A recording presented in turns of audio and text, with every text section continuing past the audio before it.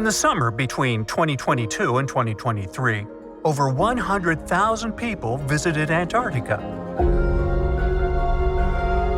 Yep, we're talking about the highest, driest, windiest, and probably the most dangerous continent on Earth.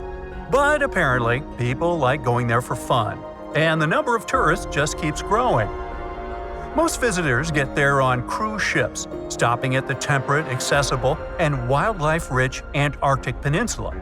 They usually disembark in Feldes Bay, where they can take inflatable boats for up-close views of icebergs, humpback whales, penguins, and orcas.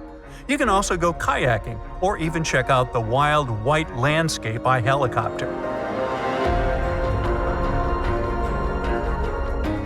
For those feeling a bit more adventurous, there is a different kind of tourist activity really taking off out there – skydiving. But be warned, you probably shouldn't try it, for your own sake. For those with a strong heart, free-falling into the majesty of the seventh continent is a genuine once-in-a-lifetime experience.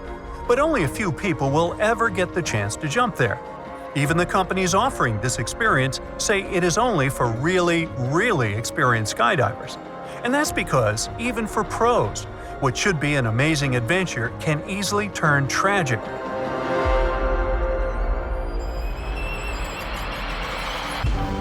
Just like what happened to a group of 6 men in December of 1997.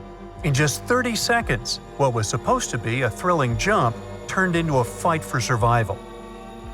The group consisted of 3 Americans, 2 Norwegians, and 1 Austrian, all of them very experienced skydivers. One of them was a former Air Force captain with about 750 jumps under his belt.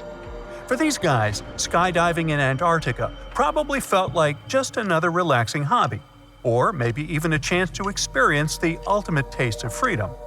The first part of their journey went well. They had to wait 4 days in Chile for the weather to clear at Patriot Hills, the base camp located in Antarctica. So they just hung out at the hotel, waiting for the big day. The Americans and the Austrian skydiver hoped to set some kind of record. Since they weren't the first people to jump over the South Pole, they decided to try something different. One of them suggested that, instead of each jumping solo, they should try to do some relative work, as it's called, doing a 4-way formation in the sky. You know, when people jump and hold each other's arms and legs? Well, everyone agreed. If everything went according to plan, they'd set a world record. Unfortunately, that didn't happen. On December 3rd, they finally flew to Antarctica and stayed at Patriot Hills Camp, where brightly colored tents were nestled against the Ellsworth Mountains. It was summer there, so it wasn't as freezing as you might think. We're talking about temperatures around 14 degrees Fahrenheit. For a group that didn't know each other well, they quickly bonded like close friends. After all, they were having the time of their lives, and they were all really passionate about skydiving.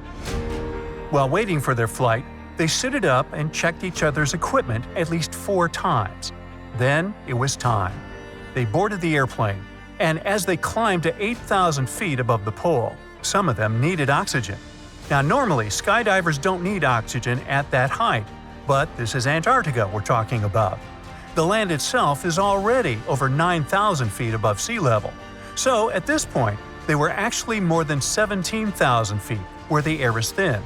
They risk running low on oxygen, which can mess with your thinking, vision, and reaction time. Thin air also creates another problem, less resistance. You fall faster and have less time to maneuver. But now, up in the sky, they were probably too excited to fully realize the dangers of skydiving in Antarctica. There was no turning back. At the exit point, they all jumped out, falling through the thin, freezing air at an estimated 200 miles per hour. During freefall, they might have faced temperatures as low as minus 100 degrees Fahrenheit. They were close to breaking a record by forming a shape in the sky, linking their hands and feet. But something was off. One of the Americans, Michael Kearns, felt disoriented because he had no point of reference. Unlike jumping over a city where you can see trees or buildings to know what's up and down, Antarctica is completely different. It's just emptiness for thousands of miles. The sunlight, snow, and ice all blend together. Everything looks white, pure white. Kearns quickly checked his gear and realized he was already too low, probably only about 1,000 feet up. That's dangerously low to still have the parachute unopened. The record attempt was out the window. Now it was a fight for survival.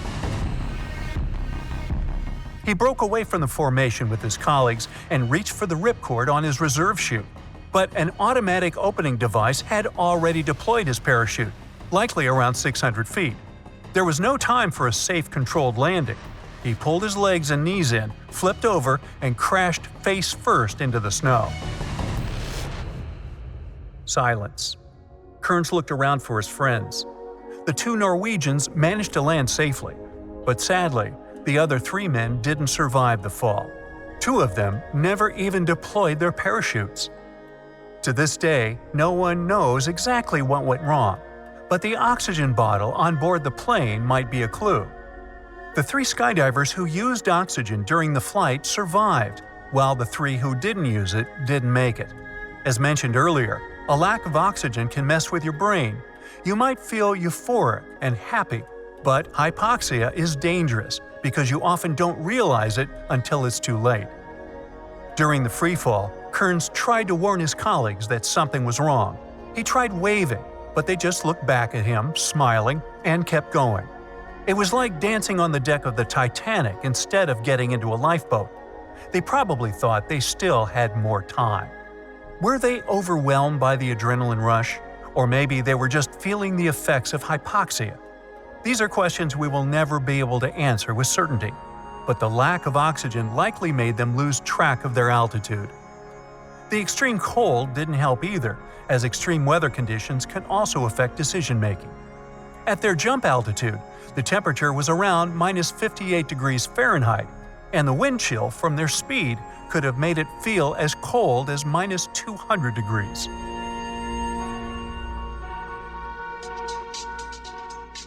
Despite this being a sad story, not all adventure stories in Antarctica end in tragedy.